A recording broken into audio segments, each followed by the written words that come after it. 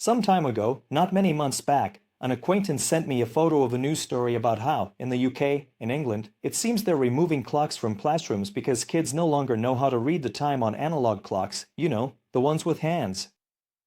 Of course, when I was a kid, in the early 80s, I used big pens and not inkwells and ink to write, even though I clearly remember a day when we had a meeting with our grandparents, who brought nib pens and ink to class and explained to us what they were, how they were used, and what people did back in their school days.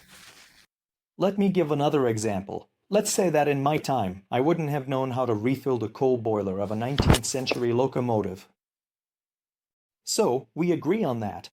It's not like we have to know how to do everything, especially if the objects or technologies we would need to use have disappeared and are no longer around. However, analog watches aren't exactly out of production. In fact, I noticed that, clearly for purely economic reasons, wristwatches with hands are actually very popular among many young people. But above all, what I really don't understand, and if you want to leave a comment to help me figure it out, please do, is this philosophy of life that's tied to immediate circumstances, to instant usefulness. It's like living as raccoons in a trash can, happily rummaging around to satisfy their immediate needs, without worrying about the moment when the lid of the can will close. Okay, someone might say to me, I'll learn the things I need when I need them. Why should I learn to read the hands of a clock if I never have to read the hands of an analog clock? Well, first of all, because in general, I'd say you can't know what you'll need tomorrow, and there might not be enough time to learn the things you need when you need them, so learn them before you actually need them. But there's an issue related to the learning process, which in my opinion is even more important, and that is, it requires trial and error, repetition, and reiteration.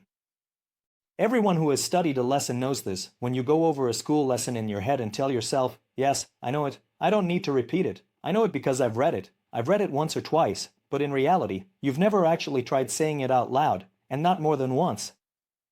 And so, when they actually try to say out loud what they thought they had mastered in their minds, they realize the mess they have in their heads and how hard it is to coordinate their words when improvising. People underestimate or don't even consider, for example, the embarrassment or shyness that comes from hearing your own voice out loud as you speak in public, and the presence of the audience itself. So basically, I don't learn how to read the clock hands, but I don't know if this skill might come in handy in the future, nor do I practice meta-learning, which is learning how to learn.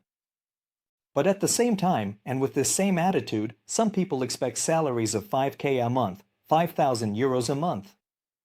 Well, okay, you can't really do this, but if it were possible, it would be interesting to do a follow-up study like this. Find 100 young people who can't read the clock hands and, more importantly, have no curiosity or desire to learn, track them down after 15 years, I'll give them 15 years, and see how many of them have a salary of 7,300 euros a month.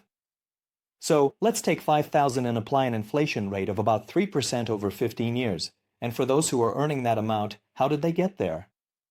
What do they do? What do they sell? Or maybe they sell Rolexes, they can't read the face of what they're selling, but maybe they sell them anyway. Just a simple curiosity. See you next time.